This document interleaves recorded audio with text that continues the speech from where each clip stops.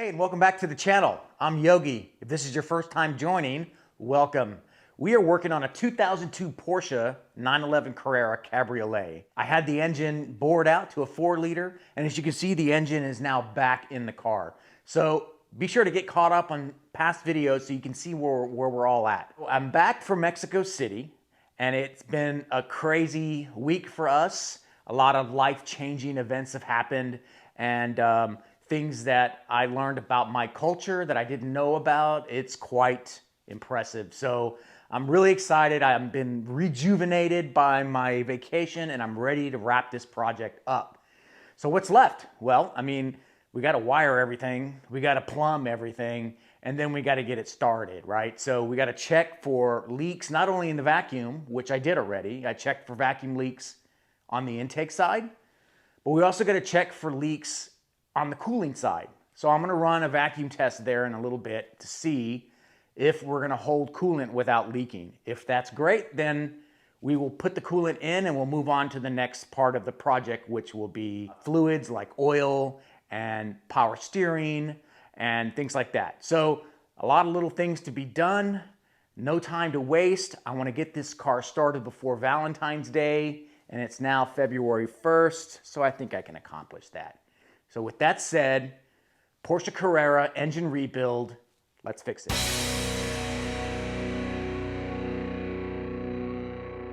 So I've got a little bit of the cooling routed already, and I have a little bit of a spaghetti mix here. I don't know what to do here. I may have to route this differently. I don't think that's right.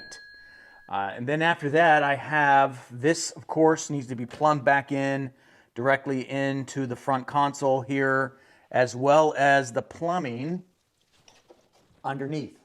That all needs to be repiped in. And then after that, I've got those heater core hoses also have to go back in, and that shouldn't be a big deal. So cooling's easy. My concern is gonna be probably on the electrical side to make sure everything is plugged in properly, make sure every connector is plugged in and accounted for. So let's get started with the cooling.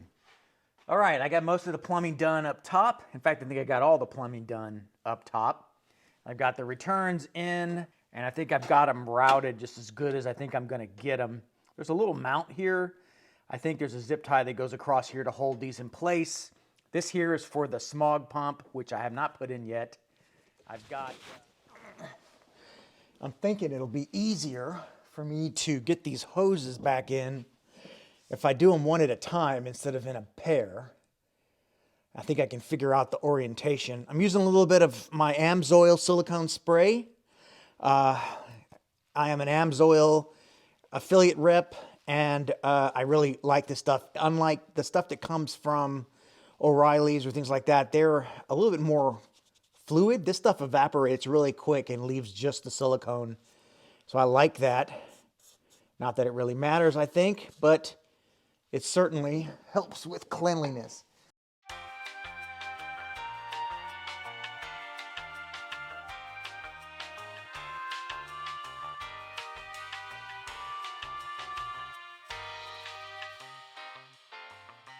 A ramp. Okay, I'm gonna put the clamps on here and then clip it all in, and then I'll bring you back.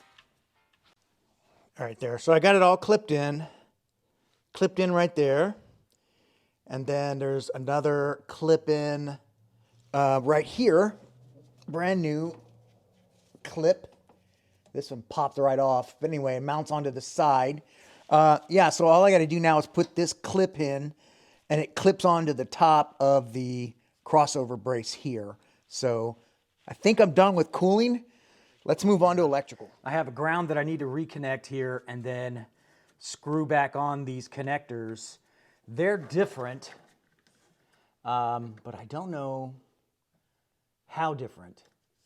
So I might have some trial and error getting those in, but from what I understand, there's only one way those things can go on. So removing and installing the HVAC system is the bane of my existence, especially if you didn't drain the refrigerant out, which I did not. So putting it back in, you have no visibility back there, and I ended up using a couple of tools and my endoscope to find the top of that bolt head so I could lift it up high enough to get it up and over that mount point where the bolt will fall in and you can thread it. So after about 20 to 30 minutes, here we are. Wow, that was not fun at all. You saw in the video clip, I needed Yogi Mama in here to hold the camera in place so I could get that bolt in. So we're bolted in. I got everything refastened. I'm getting really close to being able to put the accessory belt on, but I'm gonna hold off until we do the exhaust, which is later. So let's keep going. All right, so I've got the throttle body lined up where it should be. You can notice it's really at an angle here, mainly because the throttle body can't clear this. So it's where it is. All right, finally got those torqued in. It looks like this is indeed not the throttle body that goes on the original 996 M96 engine. And the way I know that is because the catalog shows number 15 shows little 25 millimeter M6 bolts, and it's not. They're 40. So I'm not sure. Those are the variant of those, but if you even look at the picture, that doesn't even look like the throttle body that I have on my car. And based on the issues that I had with getting the gasket, it does indeed look like this is not the original throttle body. So for those of you guys who know more than me on this, which is probably all of you, put a comment down below and let me know what you think this is. If it looks familiar, it doesn't look like it's a special GT3 or anything, just looks like a regular throttle body to me. So let me know. Oh, let's do one more thing. Let's put the final cable connection on the car. Okay, every cable is plugged in. All right, well, let's just scratch everything I just did because all of this is wrong. I mean, not all of it, but you can see the throttle body's off because I had the throttle body upside down. Should be 180 degrees because it's a good thing I did this too, is I started putting the air box in. It didn't look right. The angle of the throttle was in an upward angle, so I didn't like it. So when I fitted the air box and the snorkel, it came into about right here. I was like, wait a minute, that doesn't look right. And there's no way in the orientation that I had it that would fit.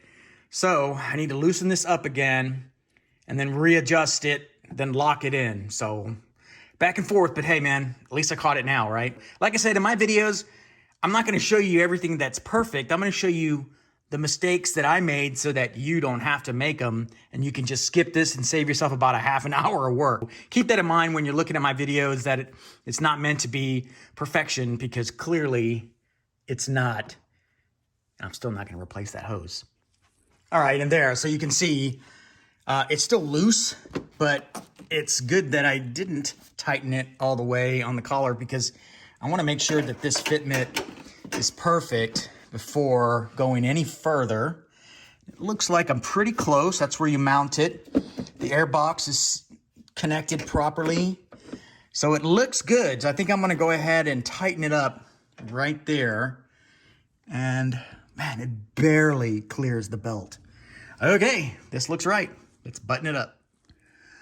All right, I am back under the car. We're gonna work on the IMS solution here. I have to run oil from the oil filter to the IMS bearing here through this connection. So there's a fitting that goes on here and I have to index the port in the right location, otherwise nothing's gonna fit right. And it looks like I may have to loosen some of these tubes if I run into trouble, but no big deal since I know how to put them on. I took them off. Okay, so we're gonna start with that. So let's take a look at the piece that we're gonna be fitting on first.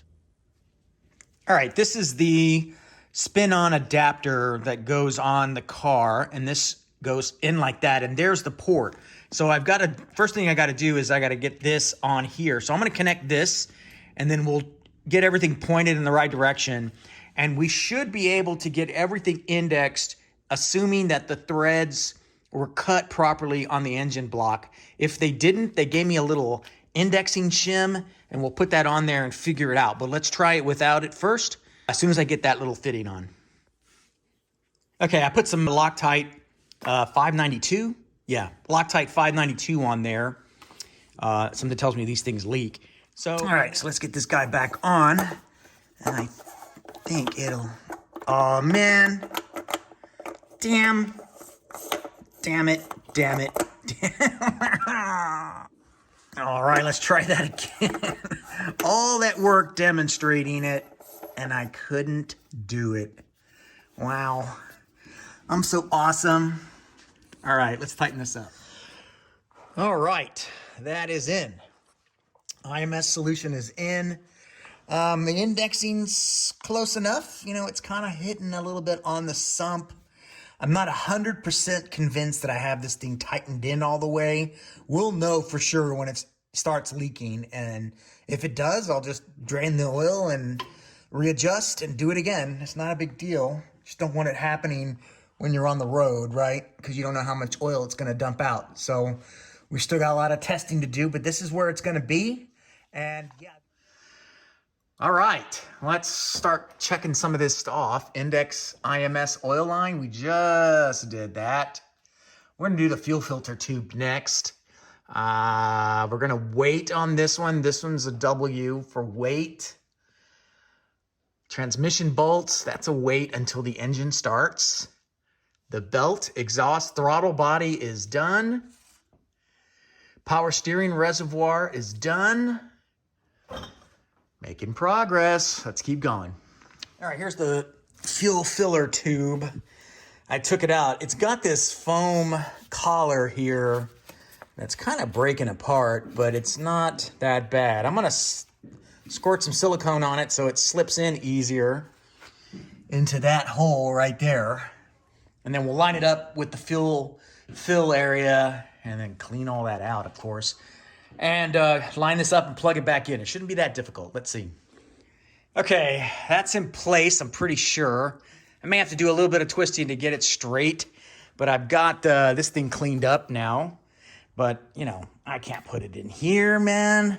All right, so like anything in Yogi's garage, I can't put away anything dirty. So with that, and there you go. It's a lot better than it was. I had to use a drill brush.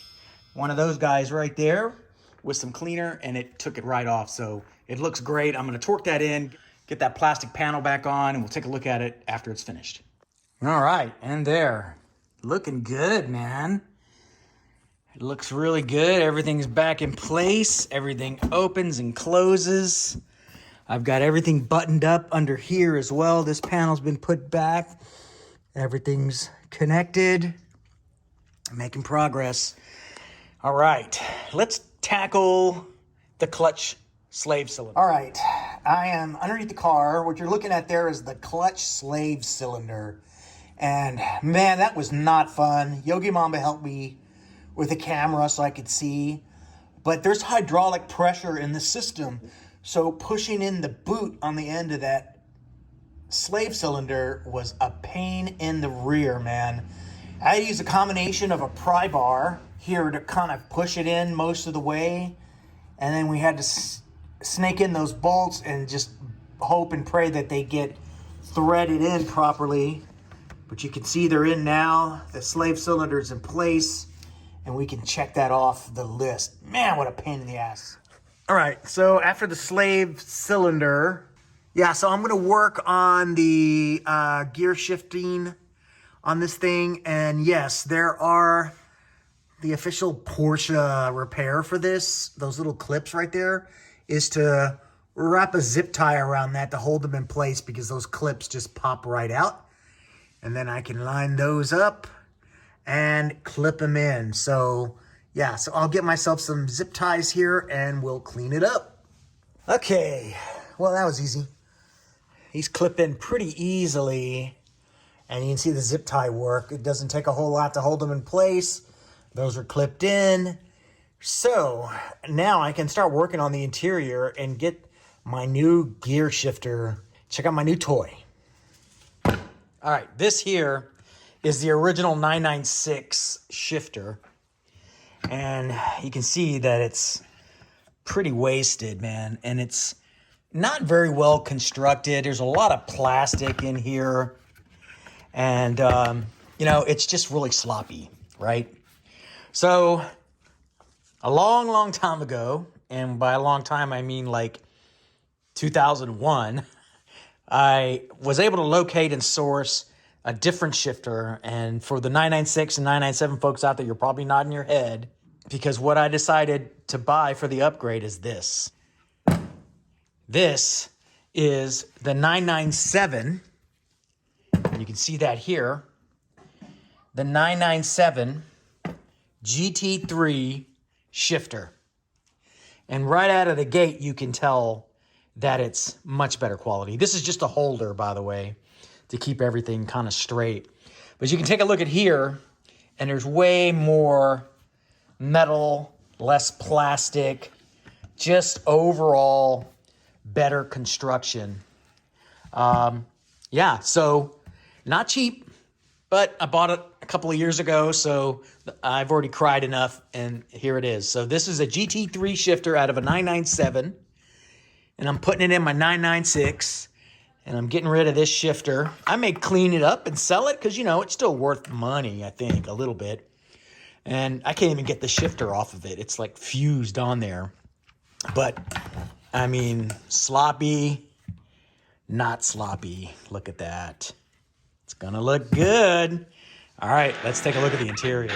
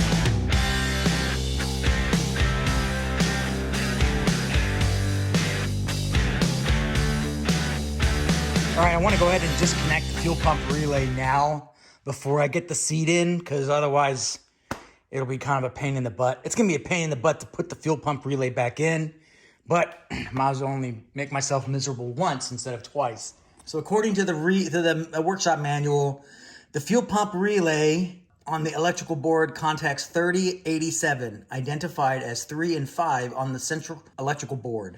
All right, I'm pretty sure this pink one right here is the fuel pump. I pulled the diagrams, and that is spot number 13 on this board. So I'm going to pull that, and that should disable the fuel pump for the start. All right, fuel pump relay is out. I'm done. All right, I'm going to go ahead and take care of the accessory belt now. I've got my diagram ready to go. I've already got it routed on the water pump. I just got to snake it all through here, and then we're ready to put the air box on. But I'm going to pause before I do that, because I have a feeling that I'm going to need to get down here to route the O2 sensors on the catalytic converters and things. So I'm going to stop right here once it's complete. So let me get this belt. All right, and there, that was easy. That took like 3 minutes, if that. All right, so let me go ahead and go over this so you can see. So it's water pump to the alternator, around the idler pulley, power steering, teeth down, air conditioner, teeth down, main crank, obviously, teeth down, and then up around the tensioner. And this is where you want to lever the tensioner down to give you the room you need. And then it goes up and over the tensioners and the pulley, and then back down to the water pump. So there you go. We're done, man. I can't believe it. All right, let me finish it.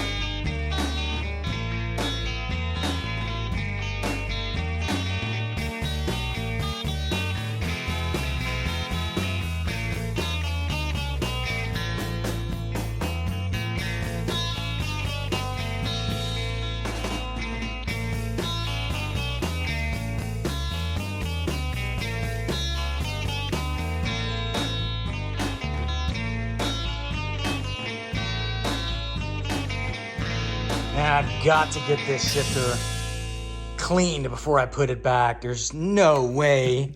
You guys know me. There's no way in hell I'm gonna put this back. But man, it is dirty. Look at this. And again, I haven't touched this in 2 years. I just took it off when I removed all the interior stuff. And yeah, all right. Let's clean it. I'm gonna clean it. I think I'm gonna try that Clyde's again. Maybe I'll get lucky on this one. So like everything else in Yogi's garage, we never put things back dirty. And there, yeah, that looks like crap. I'm not really happy with the results from this Clyde's recoloring balm. I followed the steps, I deglazed it, and it just doesn't do a good job of coloring. It just looks like I painted it. And if that isn't bad enough, I did the same thing on my leather seat, but I isolated it to just one small area, but still, nevertheless, it was the same result. So I've reached out to Clyde's and to get some feedback on perhaps I'm doing something wrong. I mean, clearly everybody praises Clyde's balm, but it just didn't do a great job. So this is deglazed, no color. And then this is deglazed with a small amount of the color, and it just hits the leather, and then it almost dries instantly. So not happy with it.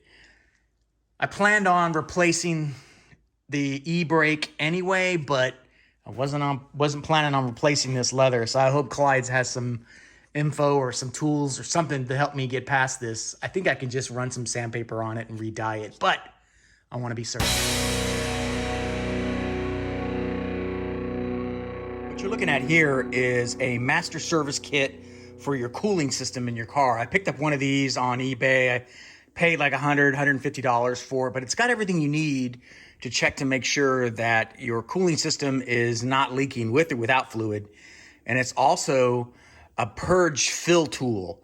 And so what that means is this. So it has this adapter here that creates a vacuum that you'll use to pull coolant into your system after you test for vacuum.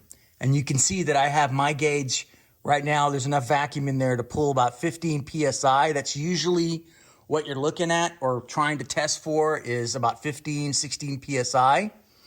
And you can see that the hoses here are collapsed. So we got a vacuum and it's holding the vacuum. So what I'm gonna do is, after about 5 to 10 minutes, just to make sure that I don't have any leaks, is that I'm just gonna connect my coolant directly to this thing and fill it up.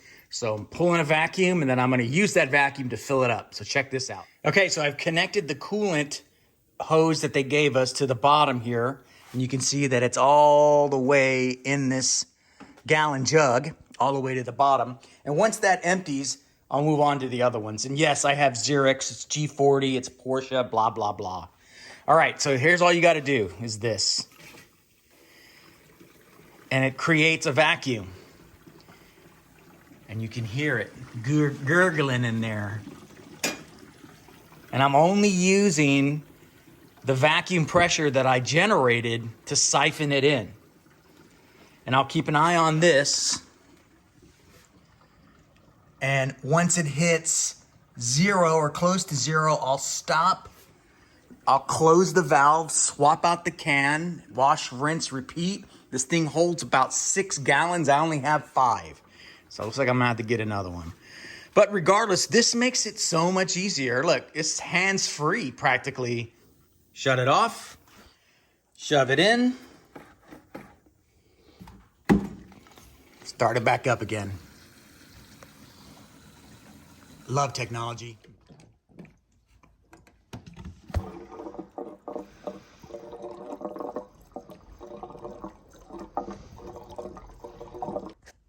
All right, 4 gallons in. By the way, it may be damaged, but it also may be a problem with no battery power to the car, but I had to remove this vent here because it kept overfilling, and I realized that it's because it couldn't exchange air for liquid. So I had to take that off and that helped. So I may have to replace that. We'll see. I was thinking, man, do I have to pop the fuel pump out and fill it from there? Because it was just spilling out everywhere. Now my whole garage smells like gasoline spilling out through here. But anyway, fixed it. All right, it's time. Got to break the engine in. Obviously, you can't use synthetics when you're breaking an engine in. I say obviously, it's not like I really knew that until Ellen Engineering returned my block and gave me a set of instructions that says you can't use synthetics. You need dino juice. And dino juice is a non-synthetic, and it has a bunch of vitamins and minerals in it. It's super cool. But anyway, I don't know what's in it, but I know it's really, really highly recommended. Who am I to say anything otherwise? 9.5 quarts. Let's do it. Drink up, little buddy. How exciting. This stuff smells funny. It does not smell like synthetic motor oil.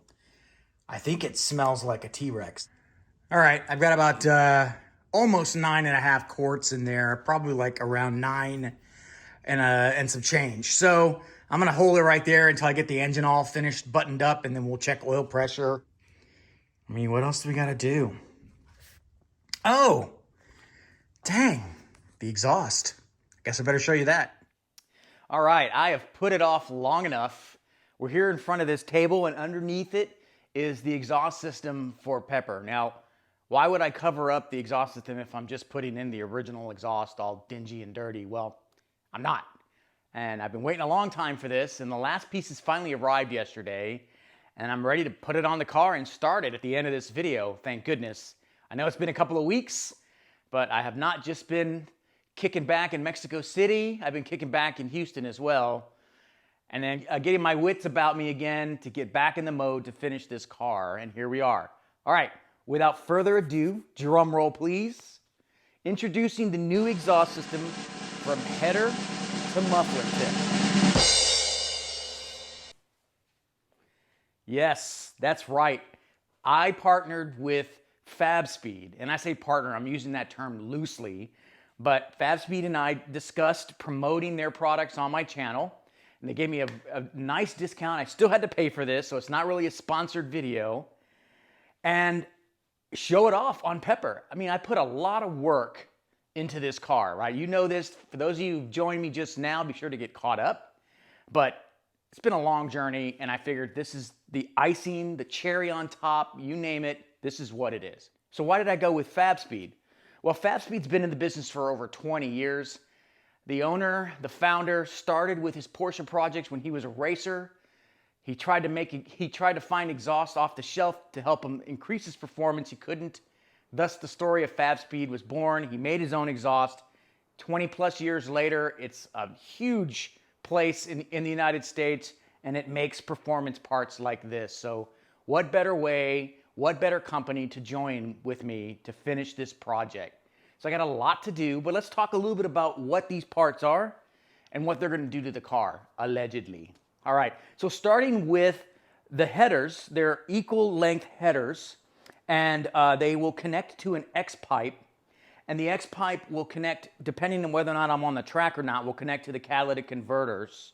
And then I got the max flow exhaust system, and the max flow exhaust, the headers, the X pipe, and the tips saved me about 35 to 40 pounds. And if you remember back when I took the engine apart, the exhaust system was about 55 to 60 pounds OEM. So I'm saving quite a bit of weight off of the original setup, which is great. And then in addition, it's gonna make it sound incredible. So I'm really excited, we're almost there. This shouldn't take too long, knock on shiny stuff, to get it in the car, get it fitted in, and start it up. So with that, let's wrap this project up. Let's start it.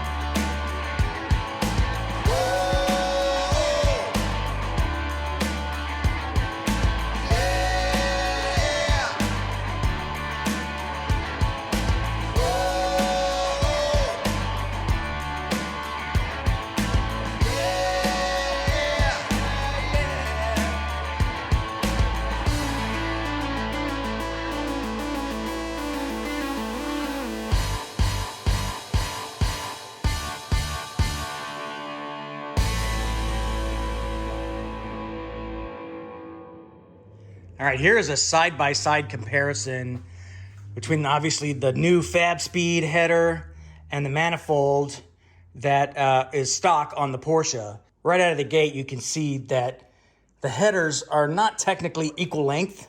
This one's kind of bent out. They may be real close, but not like this. I mean, these are equal length headers, and they go into this really nice flange here. So excellent construction, nothing against the Porsche, but clearly you can even tell that the diameter, or the outside diameter anyway, is a little bit bigger on the Fab Speed. I'm hoping that's for more output, for more exhaust. So this is really exciting, but it's good to see what they look like. This always is satisfying. The last time that will happen, for now.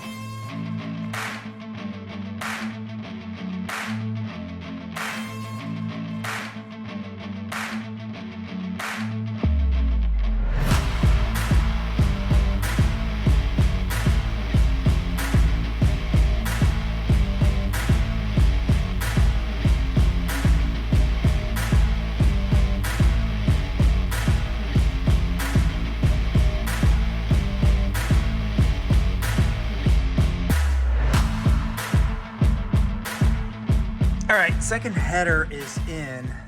I had a bit of a panic moment here because this pipe is touching, you can see. It's gonna go further up, but there's either gonna be no gap or they're gonna be touching. So it's a slight fitment issue, but nothing to freak out about, thank goodness, because I kind of did for a moment. But we're good now, and so let's keep going. Let's keep putting the pipes on.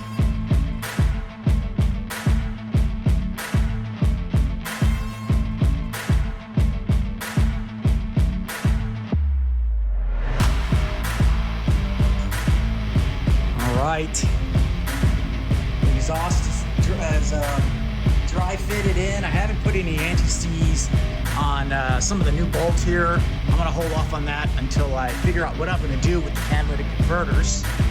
Apologize for the noise outside. All right, so here's the last piece, man.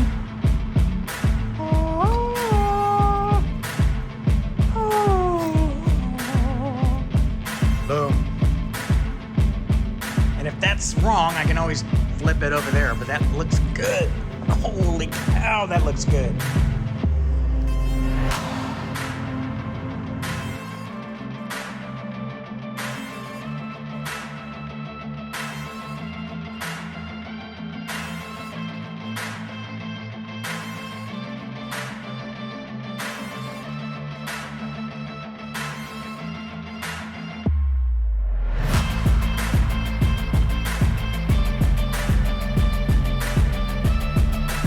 All right, guys, I think the decision's been made.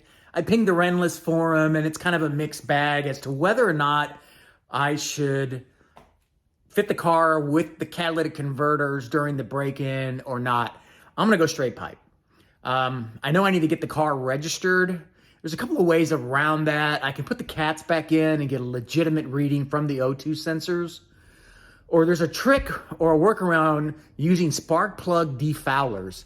And if you're not sure about that, Google it and you'll see what I'm talking about. It looked promising. The only risk with that is with the straight pipes, the placement of the O2 sensor port is a little too high, so I may have to do an elbow or a 90 degree to get that to work. So I'm not sure what I'm gonna do there, but for now, it's staying in. Wait, there it is. But for now, it's staying in. Let's button it up and start it. Let's do it. I bet you guys thought I forgot about power steering fluid.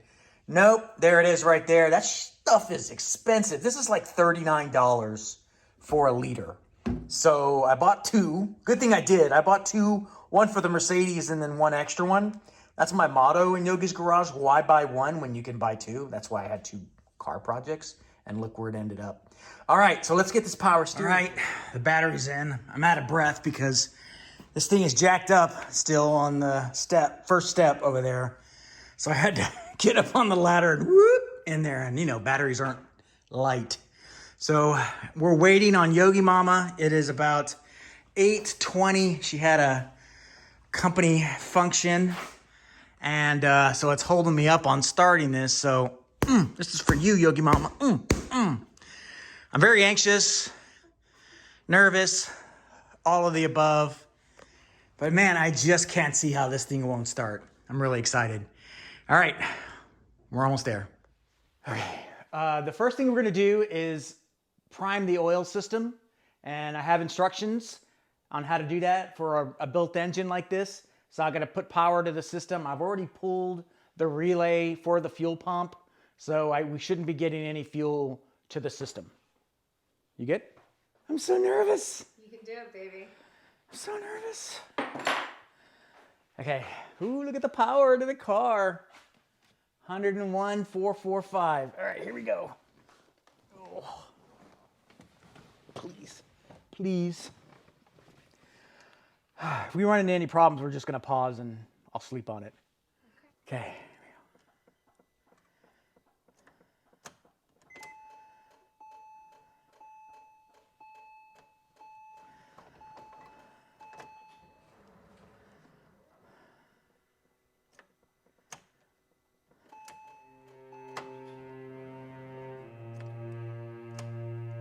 Start.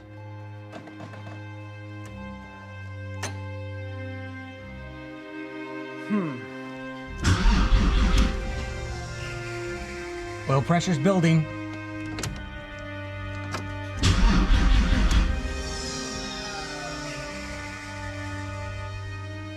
And then it's not.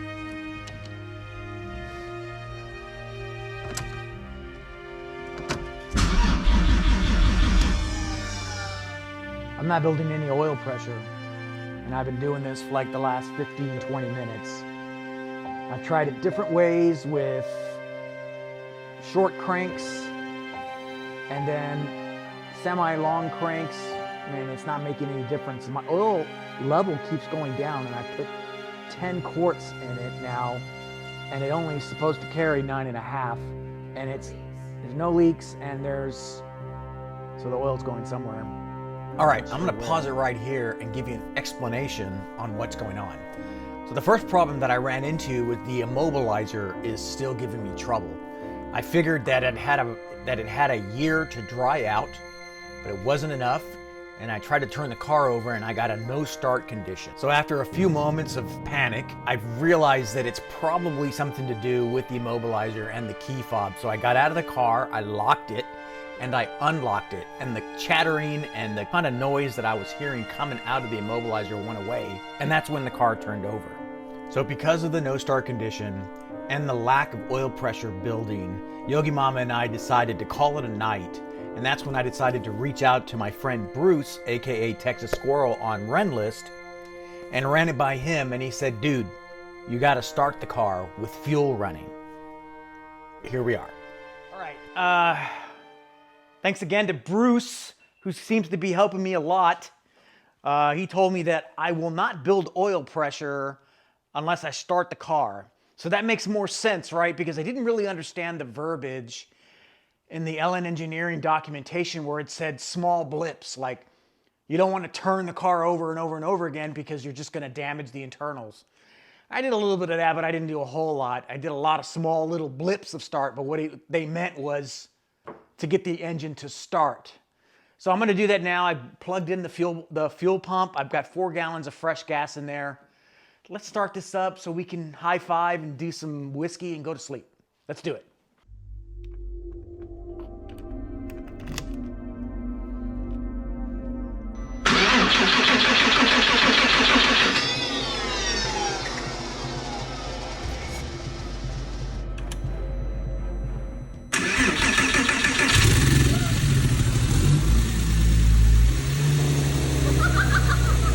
Yes!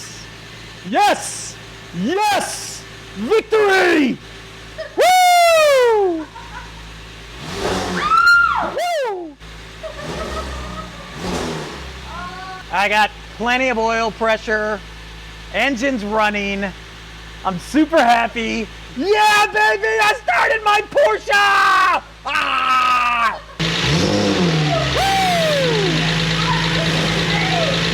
Woo! Listen to that. All right, let's go to bed. You did it! I did it. I started it. How exciting is that? For those of you guys who do this on a daily basis, I don't know how you can get this grin off your face after doing something like this. For those of you who hadn't, hopefully I've shown you that it's not that difficult. You don't need to start with a Porsche 911, clearly. You can start with a 4-liter and work your way up. But if you break the process down into easy, manageable steps, you can do anything. And I proved it. I'm proud. I'm humble. I couldn't have done it without my wife's help and my family's support. So you need all of that to be successful. And you cannot cut corners, especially with such an expensive vehicle. I don't know where this is going to take us on the channel. I still have a lot of work to do. Clearly, I got to clean up the interior, get it all sorted, make it look good. But then I got to figure out, what am I going to do next? Well, here's something that I'm going to promise to you guys right now. I am not leaving the Porsche family. My next vehicle will be a Porsche. It'd probably be a 996 Turbo or a 997 Roller, and I can put that bad boy into that car. So let me know what you guys think. If you got any other ideas in the Porsche realm, a 944, I don't know, we'll see. Air-cooled is a little bit out of my price range. You subscribe to my channel and you like all my videos, eventually I'll be able to afford an air-cooled vehicle and we can work on it here in Yogi's Garage. Before I wrap up, besides thanking my wife and my family for everything that they've done, I want to thank you guys as the viewers who've supported me, given me praise and support when I had problems with like the hot tanking. All that's behind me now, and I've learned from those mistakes. And you can see on both sides of me that I have flags up here, and they're not just advertisements for brands. These are accomplishments for me. The Audi, I rebuilt an Audi 2-liter engine. Be sure to check out that series. On the Mercedes, I bought an E320 wagon from 1995, ended up having a blown engine. I had to pull the engine out, source an engine, and put one in that one. Be sure to check out that series. So with that, I have now another flag that I can unfurl in Yogi's Garage. And as you can see, it's in the middle because it is the most important flag in my garage. So with that, welcome to Yogi's Garage. We'll see you next time. Yo, microphone check, make it a microphone check. Give it a microphone, I make it a microphone dead. Don't step to me, newbie, I can truly be